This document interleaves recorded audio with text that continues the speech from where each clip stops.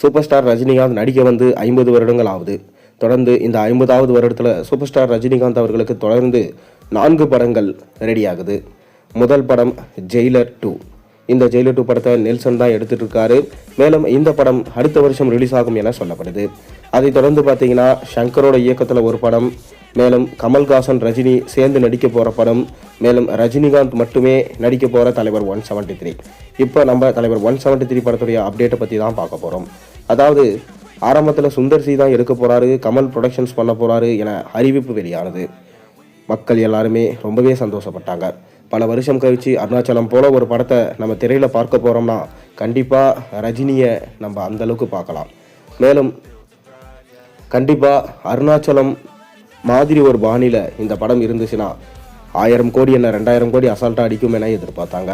அதன் தொடர்ச்சியாக சுந்தர் சி அந்த படத்திலிருந்து வெளியேறிட்டார். இது மக்களுக்கு ரொம்பவே கவலையை கொடுத்தது. காரணம், ரஜினிக்கு அந்த கதை பிடிக்கலையாம். தொடர்ந்து இந்த தலைவர் 173 படம் அறிவிப்பதில் தாமதம் ஏற்பட்டு கொண்டே வருது. கதையை ரஜினி மற்றும் கமல்ஹாசன் கேட்டுக்கொண்டே இருக்காங்களாம். சமீபத்தில் தான் படையப்பா 2வையும் பார்த்தீங்கன்னா ரிலீஸ் பண்ணியிருந்தாங்க. படையப்பா 2 ரீரிலீஸ் ரொம்பவே ரீச் அதிகமாக கிடச்சிருக்கு. கண்டிப்பாக இந்த மாதிரி வின்டேஜ் ரஜினியா, அதுவும் பக்காவான கமர்ஷியல் என்டர்டெய்னராக ஒரு படம் வந்துச்சுன்னா கண்டிப்பாக ரசிகர்கள் கொண்டாடுவாங்க என எதிர்பார்க்கப்படுது. யாரும் எதிர்பார்க்காத இந்த நேரத்தில் தான் பார்க்கிங் அப்படின்ற ஒரு தரமான படத்தை எடுத்து தேசிய விருது வாங்கிய ராம்குமார் பாலகிருஷ்ணன் ரஜினியை வச்சு எடுக்க போகிறாரு என தகவல்கள் தற்போது பரவலாக போய்கொண்டிருக்கு.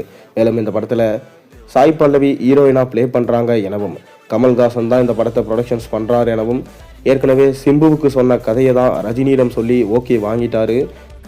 மேலும் ரஜினி இந்த படத்தில் காலேஜ் ப்ரொஃபஸராக நடிக்கிறாரு என தகவல்கள் பரவலாக போய்கொண்டிருந்தது. ஆனால் இப்போ வரைக்கும் எந்த அஃபிஷியல் அனௌன்ஸ்மெண்ட்டுமே வரலை, பூஜையும் ஸ்டார்ட் ஆகலை. எப்போ தான் இந்த படத்துடைய பூஜையும் அஃபிஷியல் அனௌன்ஸ்மெண்ட் வரும் என ரசிகர்கள் தொடர்ந்து காத்திருப்பில் தான் இருக்காங்க. ஆனாலுமே ரஜினிகாந்தோட பிறந்த நாளுக்கே இந்த அஃபிஷியல் அனௌன்ஸ்மெண்ட் வரும்னு சொல்லிட்டு எதிர்பார்த்தாங்க. ஆனால் கடைசியில் எதுவுமே வரலை. தற்போது பொங்கலுக்கு இந்த அஃபிஷியல் அனௌன்ஸ்மெண்ட்டை விடலாம் என படக்குழுவும் முடிவு பண்ணியிருக்காங்களாம். ரஜினிகாந்துமே பார்த்தீங்கன்னா தன்னுடைய அடுத்த படத்தை இன்னுமே முடிவு பண்ணாமல் இருக்கார். இது ரொம்பவே சோகத்தை ஏற்படுத்தியிருக்கு. அதைத் தொடர்ந்து கமல்ஹாசன் அவருடைய எம்பி வேலைகளில் பிஸியாக இருப்பதனால கூடிய விரைவிலே இதற்கான அஃபிஷியல் அனௌன்ஸ்மெண்ட் பூஜையோட ஸ்டார்ட் ஆகும் என சொல்லப்படுகிறது. பொறுத்திருந்து பார்ப்போம். நீங்கள் என்ன நினைக்கிறீங்க? உங்கள் கருத்துக்களை மறக்காம கீழே கமெண்ட்டில் சொல்லுங்கள். மேலும் சேனலில் போகிற ஒரு வீடியோஸ் முடிச்சுலாம் மறக்காம சேனலுக்கு சப்ஸ்கிரைப் பண்ணி லைக் பண்ணுங்கள், பெல் ஐக்கனை ப்ரெஸ் பண்ணுங்கள். அப்போ தானே போகிற வீடியோஸ் எல்லாம் நோட்டிஃபிகேஷனாக வந்து சேரும்.